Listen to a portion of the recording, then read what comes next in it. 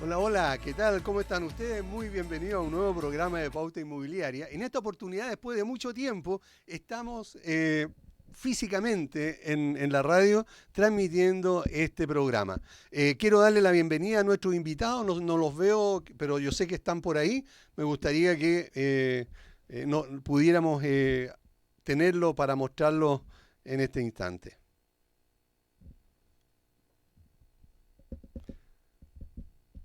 Algo está pasando, esto de salir al aire sin haber avisado, porque quiero dar la excusa, digamos, a nuestros auditores, pero también a nuestros invitados y a la radio, que se me ocurrió a última hora, hace unos minutos, como andaba en el centro, venirme aquí directamente a transmitir de manera directa. Y bueno, quiero, como les decía, saludar a nuestro invitado. Tenemos a Sol Ordaz, todo el mundo la conoce ya, una apreciada abogada inmobiliaria que capacita en CEPEVAL, la Asociación Gremial. ¿Cómo estás, Sol? Gusto de saludarte. Hola Aníbal, ¿cómo estás? Yo feliz de verte. Igualmente, muchas gracias por la invitación. Gracias. Tenemos también a Natalia Bustos, otra abogada inmobiliaria, también muy apreciada, muy conocida, muy empeñosa, una profesional que se dedica también a capacitar a sus clientes y también a los corredores en general. Natalia, Hola encantado de tenerte en Aníbal, el gracias programa por otra la vez. invitación. Perfecto. Y por supuesto tenemos un tremendo conocido nuestro que es prácticamente también panelista de nuestro programa, que es don Ariel Arancibia, presidente de CEPEVAL, Asociación Gremial. Ariel, como siempre, un gustazo. Hola, hola Aníbal, gracias nuevamente por la invitación y tener aquí a tres personas maravillosas del mundo del corretaje que nos van a estar acompañando, así que muy agradecido acá. Y quise dejar para el final, pero no porque sea menos importante, sino que porque es primera vez que está en el programa y quiero darle la bienvenida, las gracias también por querer participar y dar su opinión en este tema que vamos a conversar hoy. Él es Daniel Grossman, él es director de ACOP. Daniel, un privilegio tenerte en el programa. ¿Cómo estás? Hola, Aníbal, muy bien, muchas gracias por invitarme. Y hola a todas, estuvimos conversando un poquitito en la previa, así que ya los había saludado a todos. Así que muchas Así gracias, es. Aníbal, por invitarme. Así es, muchas gracias. Bueno, nos convoca hoy algo que ha estado resonando y ha estado molestando a los corredores de propiedades debido a lo que significa en algunas situaciones esta propuesta que hizo una diputada sobre lo que está llamando, ¿verdad?, el arriendo justo. Eh, todos sabemos que Sol tuvo una tarea hace una semana atrás para un webinar que tuvimos y me encantaría, Sol, que tú nos pudieras hacer un pequeño resumen de lo que es esta propuesta de algunos parlamentarios. Sí, Aníbal, mira, ya me tocó hacer este resumen, lo volvemos a hacer. Básicamente lo que están proponiendo estas diputadas es una modificación legal a la ley 18.101 que hoy día nos rige como arrendamiento de predios urbanos.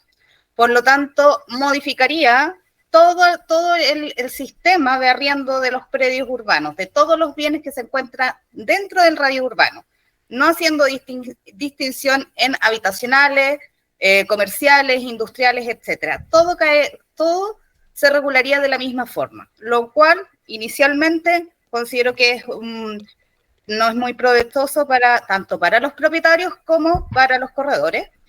Eso por un lado. Se basa en 4 grandes modificaciones e introducir ciertos requisitos, atacando, o más que atacando, modificando o estableciendo ciertas limitaciones al momento de buscar los arrendatarios, es decir, los requisitos que tanto propietarios de bienes raíces como corredores de propiedades van a poder visualizar al momento de elegir el potencial arrendatario de una propiedad. Nos están estableciendo que hoy día, tanto propietarios como corredores establecen requisitos excesivos al momento de realizar este filtro. Excesivos, ¿por qué? Porque ellas dicen, o este proyecto de ley lo que pretende establecer es que básicamente bajemos los requisitos al mínimo, señalando que en muchos casos sí me he encontrado con la situación de que rayan en el tema de la discriminación, pero en general los corredores y propietarios lo que buscan es garantizar un arriendo seguro para sus propiedades, pidiendo requisitos básicos como cédula de identidad vigente, residencia definitiva o temporaria a lo menos de los inmigrantes, las rentas suficientes para pagar, etcétera. Y eso es lo que pretenden coartar, limitar estos requisitos. Ok, parando ahí un poco para poder consultar a Daniel, estos requisitos que hoy día se practican y que todos los corredores tenemos, digamos, para poder seleccionar a un arrendatario, ¿alguna vez has escuchado tú personalmente o también algún socio de tu gremio que los mismos postulantes se hayan quejado que son muchos los requisitos o que en realidad se hacen tan rígidos que no se pueden alquilar las propiedades? Aníbal, antes que nada me gustaría retroceder un poquitito porque dentro del diálogo salió una frase que yo no la quiero dejar pasar. Alguien señaló que estábamos preocupados por los perjuicios que esta posible ley le genera a los corredores. Yo quiero señalar que ese tema no es el relevante. El perjuicio no se genera a los corredores, el perjuicio se genera a los chilenos, se genera a todos los chilenos, aquellos chilenos que llamamos, ¿no es cierto?, propietarios hormiga, que tienen 1, 2 o 3 departamentos para arrendar, y también se genera a los chilenos y extranjeros, cualquier persona que esté interesado en arrendar. ¿Por qué señalo que se genera un perjuicio a ellos? Porque si nosotros ponemos exigencias de operación, lo que va a pasar es que aquella persona que, por ejemplo, tenga una propiedad para arrendar, es probable que la venda, la saque de la rienda y disminuya la oferta de propiedad, por lo tanto, lejos de bajar los precios del arriendo, van a subir porque van a haber menos propiedades disponibles en el mercado.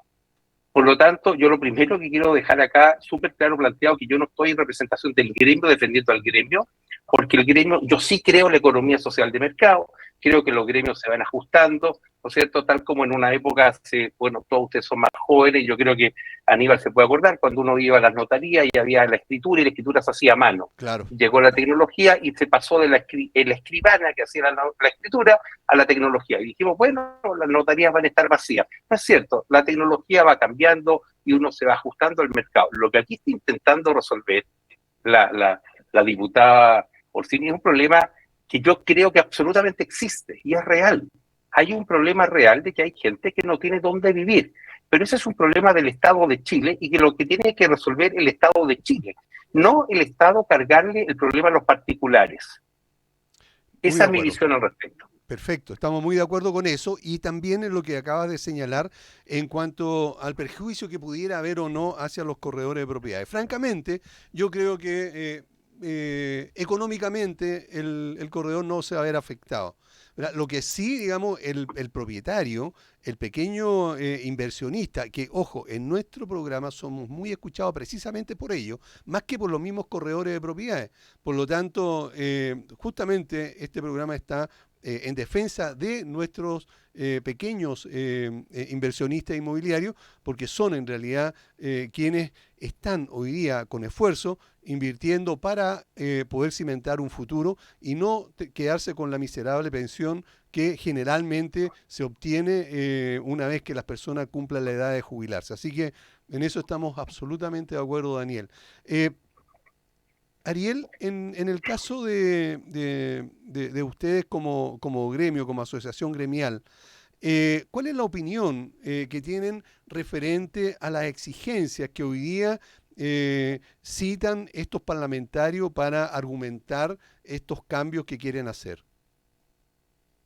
Nosotros hemos analizado bastante los comentarios que han hecho estos diputados, que dicen que realmente son muy exagerados lo que se le exige para arrendar un inmueble, y la verdad está dentro de los parámetros que incluso Los mismos bancos al momento de dar un crédito hipotecario también te exigen la misma documentación, que tengas que tener una cédula de identidad, sea nacional o extranjera con residencia, que tengas que tener ingresos, porque los bancos tampoco van a prestar dinero así nomás, ya usted, tome, ahí tiene 100 millones de pesos, 50 millones de pesos, se los pasamos así como así. Cuando nosotros le entregamos un inmueble a una persona para arriendo, no le estamos entregando una casa, un departamento, estamos entregándole el patrimonio, le estamos entregando 50, 100, 200 millones de pesos, que perfectamente ese arrendatario podría destruir esa inversión de esfuerzo de estas personas. Hay muchos propietarios que también que han comprado un segundo inmueble como para inversión, para poder sacar un ingreso extra, y al no tenerlas aseguradas estas propiedades, un mal arrendatario puede destruir ese inmueble, lo puede quemar por una negligencia o cualquier cosa, y se le acabó el patrimonio, le quedó la tierra y tiene que volver a invertir nuevamente. Muchas veces nos encontramos que hay arrendatarios, nosotros calificamos, hay arrendatarios excelentes, muy buenos arrendatarios, pero hay otro porcentaje que no cuidan la casa, porque dicen, como no es mía, no riegan, no cuidan los jardines, no hacen limpieza, los hongos salen por todos lados, y después cuando el propietario recibe el inmueble, el año que recibió esos ingresos tiene que volver a invertir para dejar nuevamente el inmueble habitable. Lo que desea justamente aquí nuestro querido amigo Daniel, que muchos, a lo mejor muchos inversionistas ya no van a querer comprar propiedades para arrendar y van a dejar, o que tienen propiedades, las van a vender y colocar esos ingresos en nuestras colocaciones o en nuestros instrumentos financieros, que no van a tener problemas y decir, total, mi dinero va a seguir creciendo. Así es. Y el asunto de la propiedad privada se estaría perdiendo. En el webinar que tuvimos no hace mucho con agentes inmobiliarios de otros países, que tuvimos de Estados Unidos, de Colombia, de Venezuela, de Panamá, en el cual ellos decían que en sus países protegen mucho la propiedad privada. Claro. En Estados Unidos es una cosa muy delicada, o sea, un arrendatario que no paga el arriendo, le colocan un cartel en la puerta, si usted no paga, se va inmediatamente aquí. Aquí lo único, oiga, le golpeamos, si no se va, échame, pues me dice, échame. Entonces claro. Un arriendo justo tiene que ser equilibrado. Arrendador y arrendatario, equilibrado para ambas partes. Perfecto. Natalia, hace poquito hubo un programa que hicimos donde estuviste tú participando también con Sol, en que justamente nos aconsejaban ustedes dos sobre los resguardos que había que establecer en un contrato de arriendo. ¿Qué pasaría hoy día, Natalia, si estas exigencias ya no se puedan establecer? Y después voy a preguntar si es constitucional o legal el que se nos prohíba poner, digamos, condiciones a un alquiler, digamos, a un contrato privado. Pero primero, ¿cómo lo podríamos hacer? Bueno, ya haciendo mención a los comentarios, viendo este proyecto de ley, señala que la ley de arriendo, la 18.101, con la ley Devuélveme mi casa, se endurecieron, ¿cierto?, las condiciones para exigir el pago, pero tiene muchos vacíos actualmente. Entonces nosotros podemos señalar muchas cláusulas para garantizar, ¿cierto? Podemos establecer más garantías, cheques, pero en la práctica, ¿qué está pasando ahora con esta ley?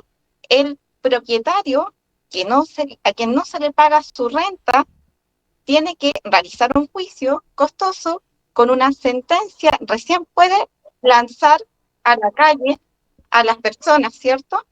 Primero, se están demorando mucho en dar curso a las demandas. Yo he interpuesto demanda por ley Devuélveme mi casa, procedimiento monitorio, ¿cierto? Que la prensa, todo señala 10 días, pero si el tribunal no da curso, puede estar meses. Y tengo propietarios que tengo todos los días preguntándome por qué los 10 días esto no está visto como señalada a la prensa y todo.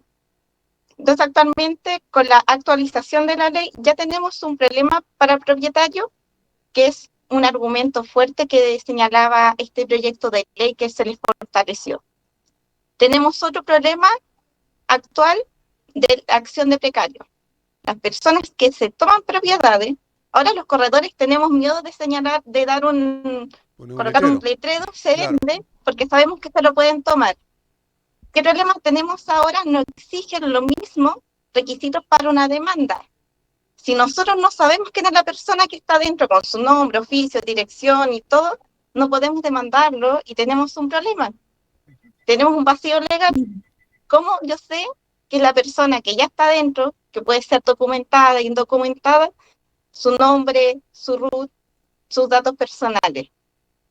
Entonces ya, dentro del argumento que ellos señalan que se fortaleció con esa ley Devuélveme mi casa, a pesar que podemos tener arrendatarios que cumplen súper bien, que pueden tener problemas posteriores, de inicio podemos tener un propietario que califica, buen sueldo, un aval, codeudor, y tenemos un problema actual que muchas personas están quedando cesantes, que el problema actual, que tenemos arrendatarios que pagaban súper bien cumplidores, y nos genera un problema ahora. Entonces hay hartos problemas de fondo que podemos fortalecer mucho un contrato, pero en la práctica, para hacerlo exigible con la ley actual, ahí nos encontramos con trampas y con vacíos legales, con esta nueva ley.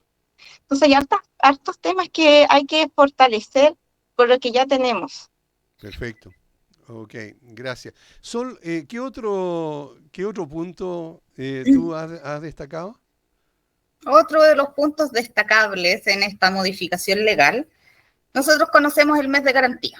El mes de garantía, la ley 18.101 solamente establecía un límite al monto de garantía en las disposiciones transitorias en los años que se publicó la ley, que establecía que durante cierto plazo solamente se podía exigir un mes de garantía.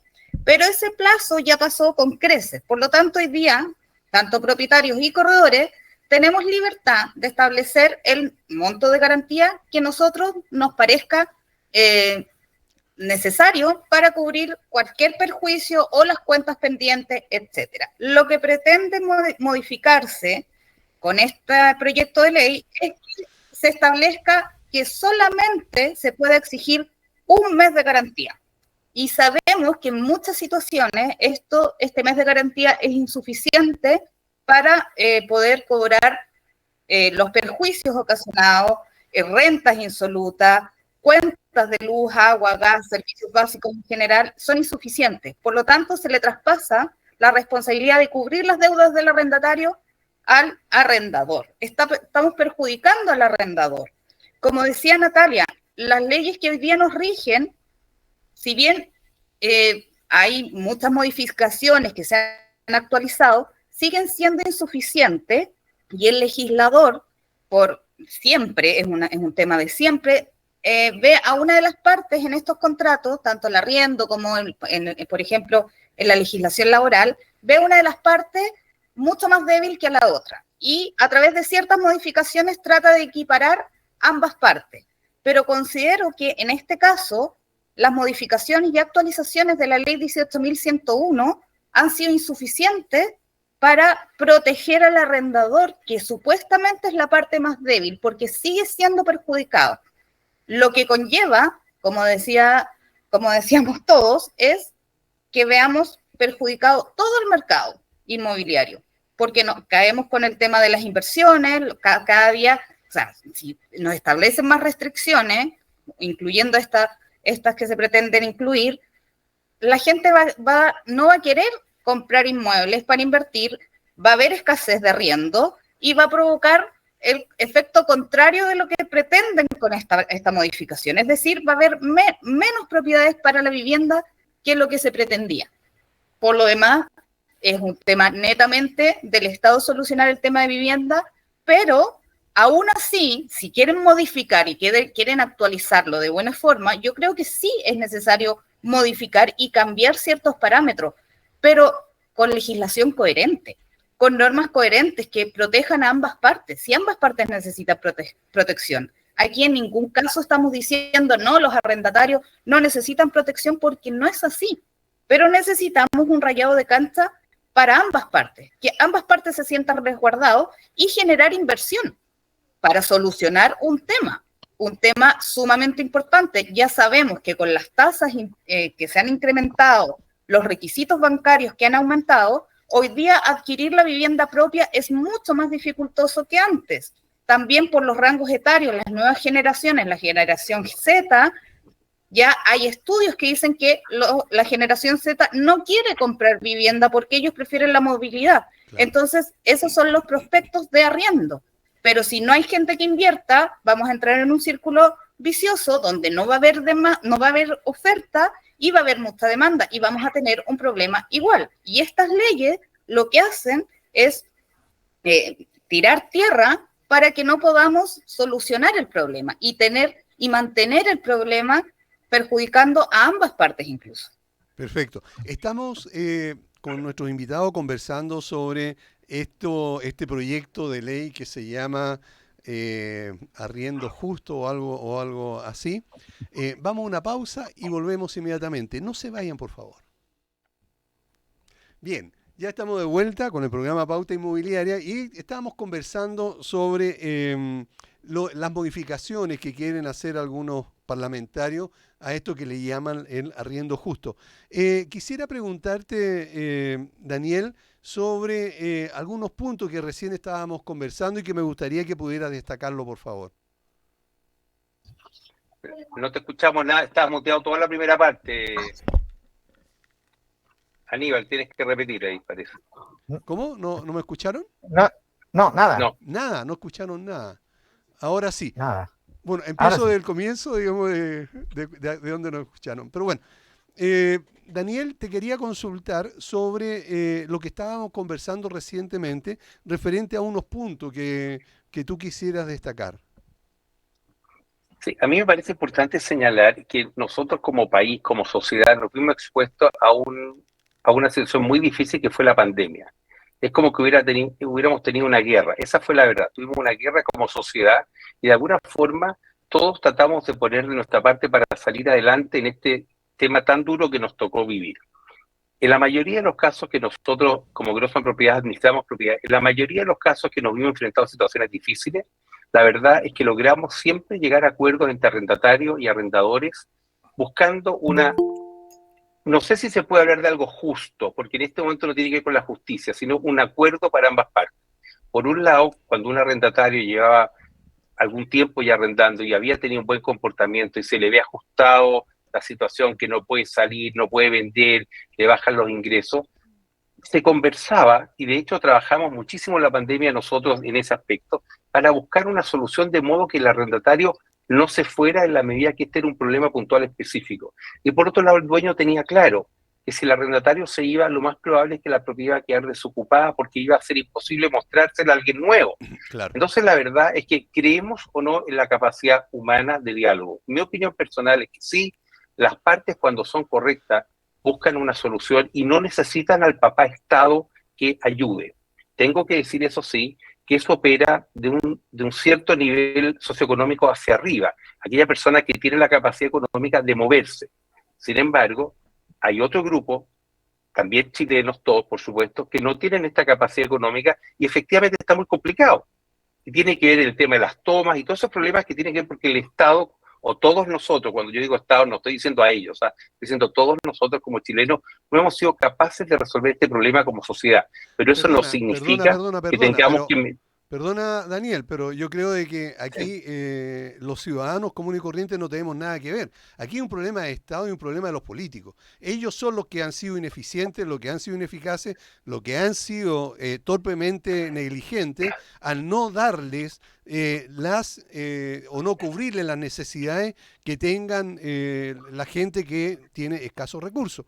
Por lo tanto, yo quiero excluirme de la responsabilidad que tiene, porque yo sí pago impuestos, yo hago todo lo que me exige la autoridad. Por lo tanto, quienes usaron o han mal usado los dineros, creo que son precisamente los gobernantes, y no estos, sino que en general, ¿verdad?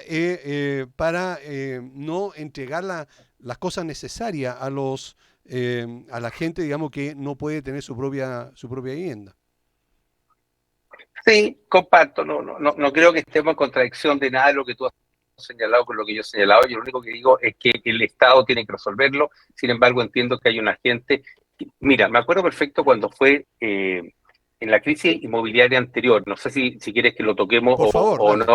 Efectivamente, cuando uno firmaba una promesa de compra-venta con una inmobiliaria, si la inmobiliaria quebraba, el problema lo tenía el comprador. Claro. El comprador firmaba la promesa, perdía su plata y después tendría que demandar a la inmobiliaria. En ese momento, algún genio trabajador del Estado se le ocurrió que era bueno asegurar a este pobre indefenso comprador de una propiedad, porque si firmaba una promesa y la inmobiliaria quebraba, iba a perder su plata.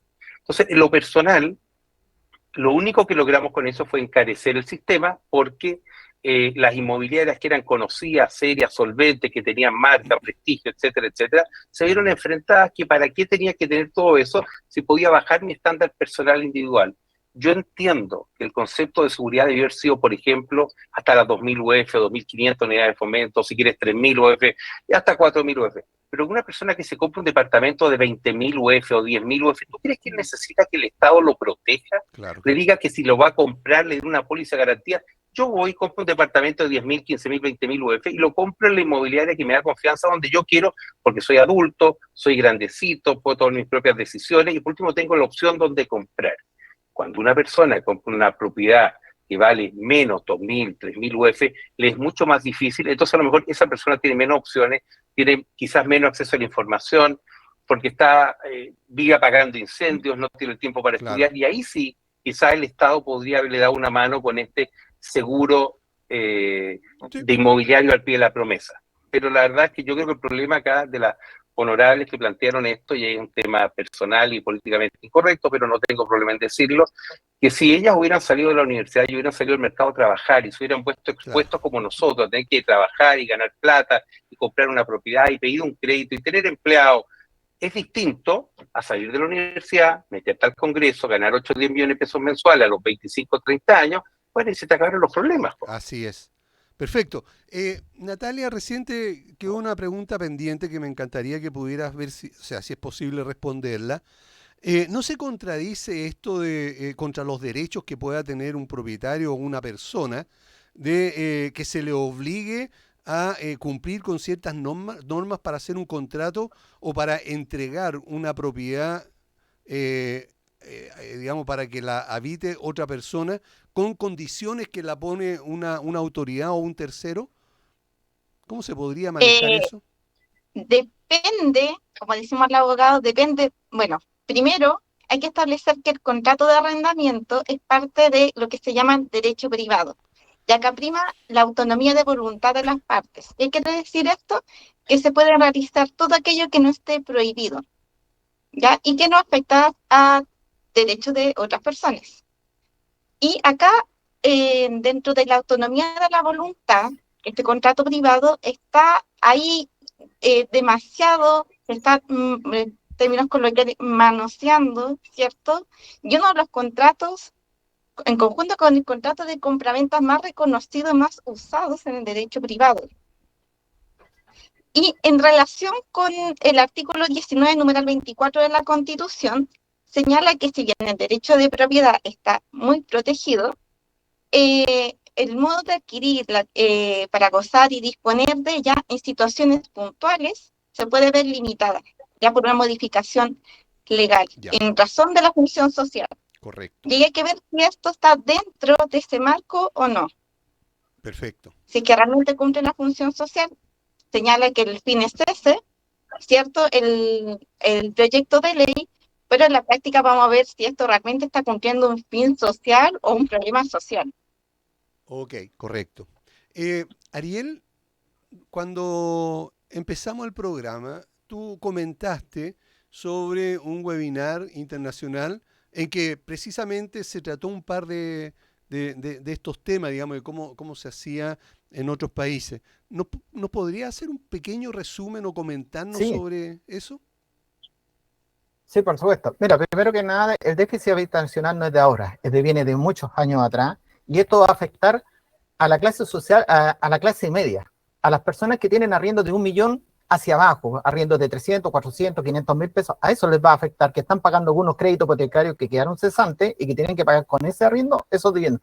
Ahí va a afectar el inmueble. Lo que me llamó mucho la atención con los agentes inmobiliarios de otros países, los brokers, sobre todo de la NAR y de Realtor, sí, que ellos decían que cuando una persona arrienda un inmueble, el propietario elimina los servicios básicos de luz y de agua, y es el arrendatario el que tiene que contratar los servicios mientras dure el arriendo. Y cuando él se vaya, si no paga la luz y el agua, lo va a perseguir al próximo arriendo que vaya a hacer. Entonces libera el inmueble de esas deudas. Eso yo creo que debería ser muy importante hoy en día, porque con el tiempo de la pandemia se permitió que no se pagaran las cuentas de luz y de agua. Muchos arrendatarios se fueron y cuando llegaron los propietarios a recibirse del inmueble, se encontraron con convenios de luz y de agua de 300 hasta de 1 millón de pesos, 2 millones de pesos entre luz y agua. Entonces se permitió esa libertad de que arrendatarios tomaran esas decisiones por los dueños. Entonces yo creo que por ahí me llamó mucho la atención que en estos países de Latinoamérica que se tenían que contratar los servicios por fuera, como que yo necesito el TV Cable. Claro. Si quiero que TV Cable, voy a la compañía y me instalan TV Cable. La casa queda sin agua y sin luz, o sea, están los servicios, pero tengo que contratarlo con mi contrato de arriendo y va a durar hasta que yo termine el contrato. Yo creo que por ahí tenemos que trabajar también para evitar estas deudas que la garantía no nos va a cubrir estas cuentas de consumo. Perfecto, ok. Ese es un tema que creo que es fundamental que se pueda chequear y que puedan ustedes los gremios buscar la forma para unirse, ¿verdad? Y llegar de una manera, digamos, más fuerte hacia, digamos, las autoridades. En cuanto a otra situación que también había estado señalando Ariel, ¿qué te gustaría comentar sobre lo que acabamos de ver, digamos, o sobre este proyecto? Pero como te digo, ¿puede existir un arriendo justo? Sí, pero tiene que ser equilibrado. ¿Se pueden exigir menos requisitos? Sí, si hay un garante. Si el Estado va a garantizar a estos arrendatarios que no cumplen con los requisitos que a través de un subsidio de arriendo y que el Estado diga, yo pongo un subsidio y avalo a esta persona porque a lo mejor no tiene las 3 veces de renta que le está pidiendo. Pídale un mes de renta. Si va a arrendar una propiedad de 300, que gane 600, da lo mismo porque nosotros lo vamos a proteger. Ahí no tenemos ningún problema. Pero si una persona dice, sabe que yo gano 700,000 pesos y me quiere arrendar una casa de 500,000 pesos, 450, ¿con qué va a vivir? Si tiene que educarse, tiene que alimentarse, tiene gastos médicos, otros gastos que a lo mejor de casas comerciales, créditos. O sea, al final, ¿qué es lo que va a hacer ese arrendatario? Va a priorizar pagar otras cosas y no el arriendo. Y ahí vamos a quedar entrampados con esta ley de devuélveme la casa, que no salió como realmente resultó, que nos explicaba Paulina de Estados Unidos, que se va al juzgado, no me pagó la renta, va a la policía y le pegan un papel. Tiene 3 días para pagar la renta. A los 3 días, si no pagó, lo sacan. Si se desiste, se va preso porque está cometiendo un delito. Aquí no se comete delito si no paga. Daniel había levantado la mano porque a lo mejor parece que algo quería complementar con algo. Gracias, Ariel. Sí, yo reconozco. Es la primera vez que estoy enfrentado a este programa, entonces no conozco mucho la dinámica. Efectivamente, era como volver al colegio, estaba levantando el dedo.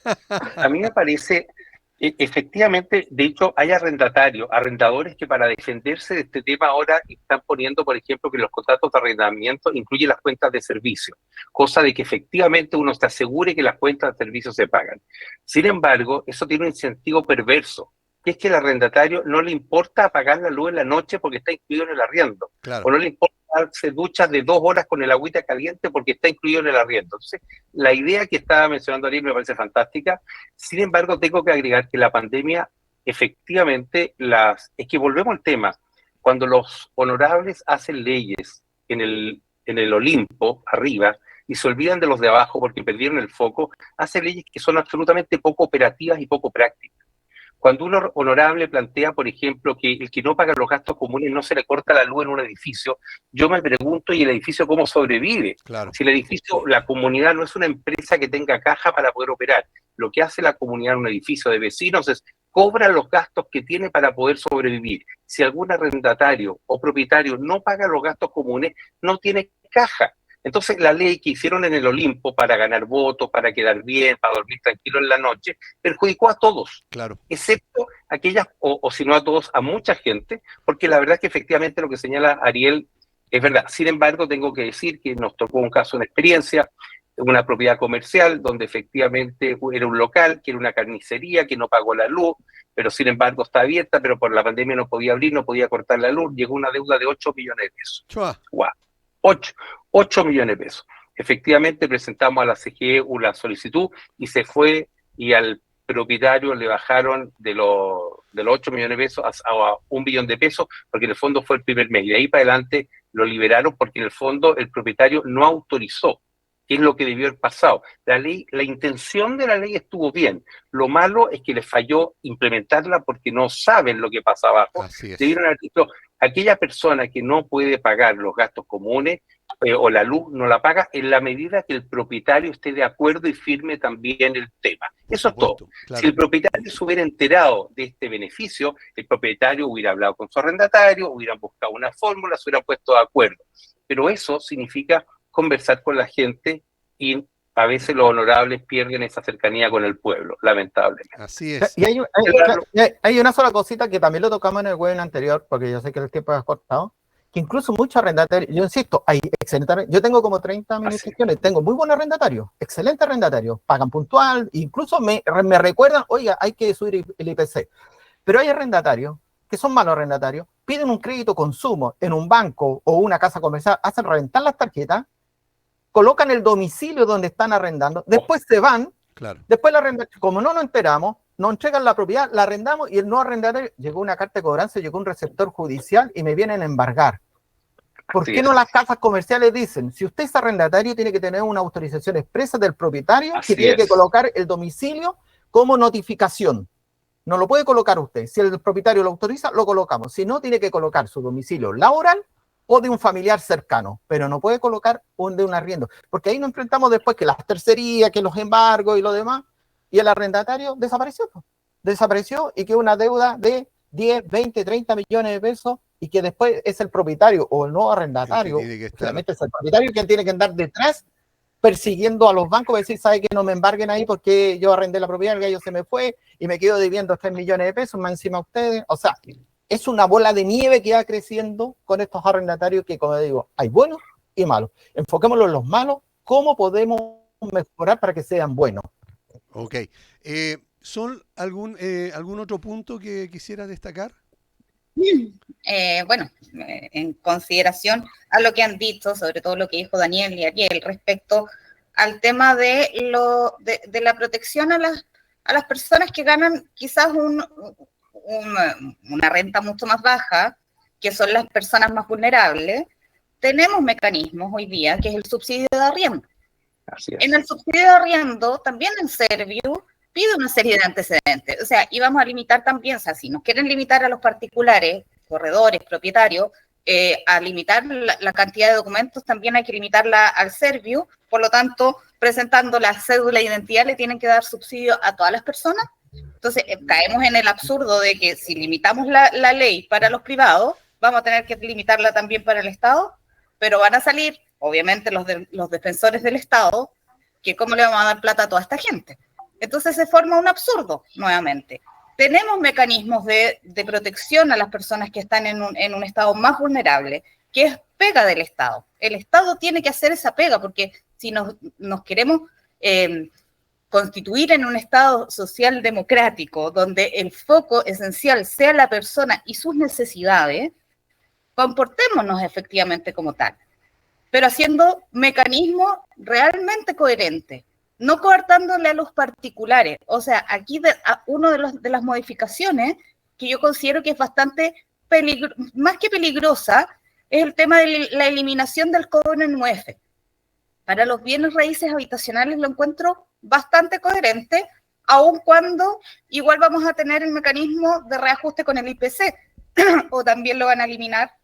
Entonces, son poco claros también en establecer un proyecto de ley donde no establecen si solamente es la eliminación de la UF o también vamos a eliminar cualquier tipo de reajustes del monto del contrato de arriendo inicial.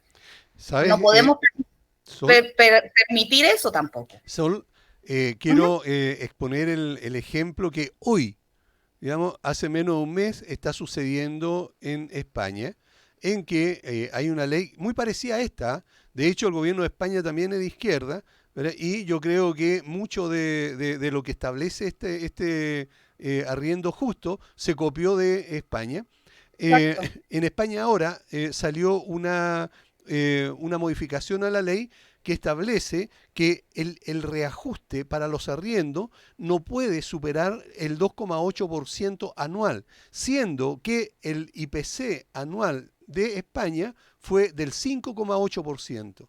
Es decir, hoy día el propietario está viendo mermado su ingreso justamente porque hay una ley que le prohíbe cobrar reajustar, de acuerdo al IPC.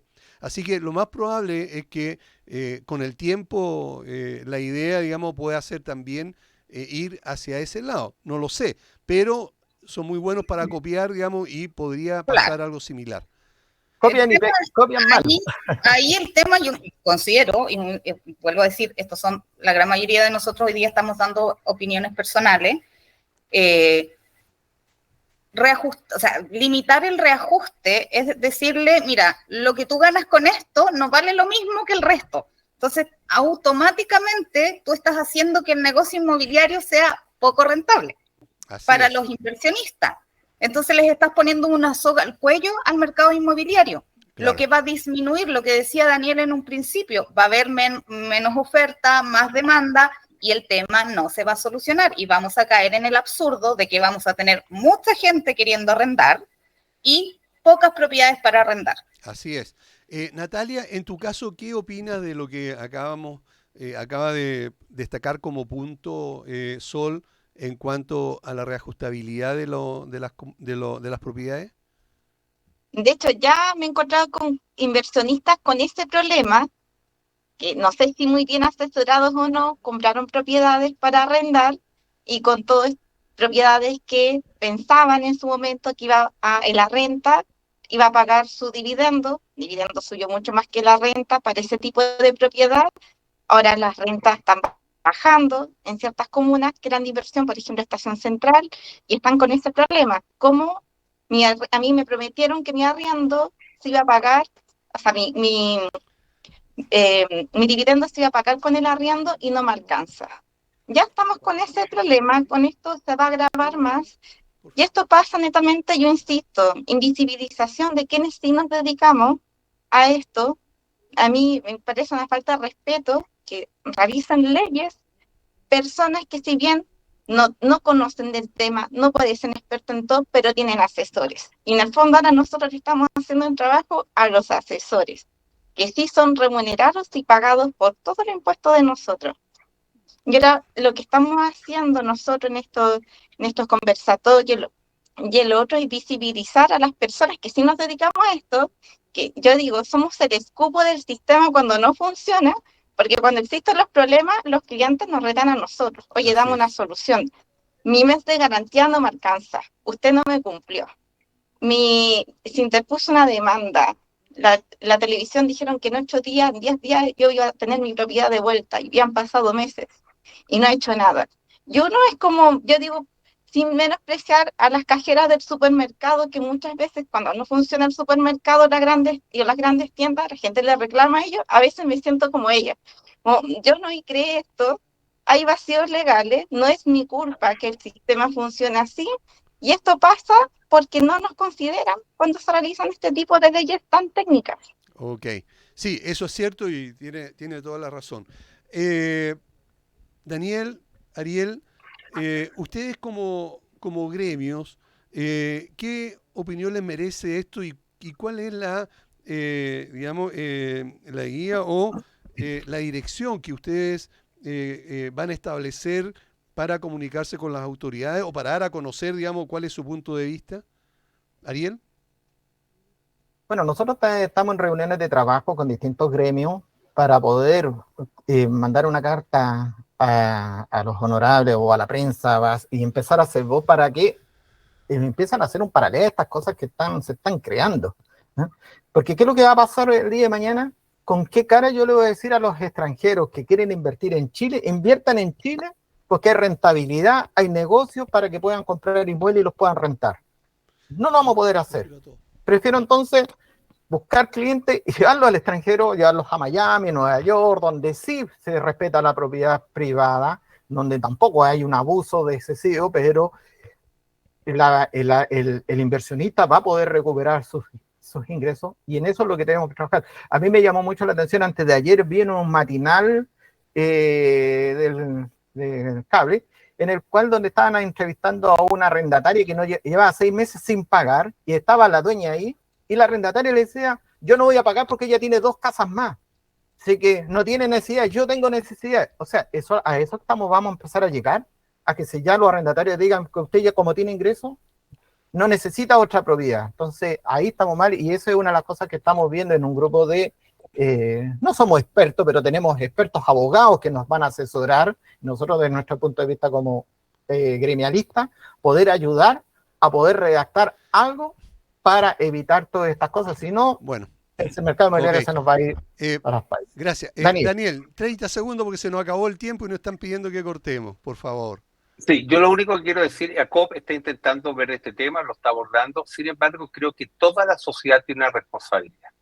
Es responsabilidad de todos los chilenos, porque se dice no se va a aprobar la ley, ¿qué importa? No va a pasar. No, yo creo que hay una intención detrás, comparto con Ariel, y es responsabilidad de todos, cuando votemos, votar en conciencia y plantear a nuestro electorando, no sé, a los diputados, senadores, qué es lo que está pasando, porque yo creo que en vez de defendernos, realmente nos están perjudicando absolutamente. Ok, bueno, nos quedamos con estas palabras de los dirigentes gremiales. Quiero darle las gracias también, por supuesto, a nuestra apreciada Sol y también a Natalia, a Ariel y también a Daniel por haber estado con nosotros.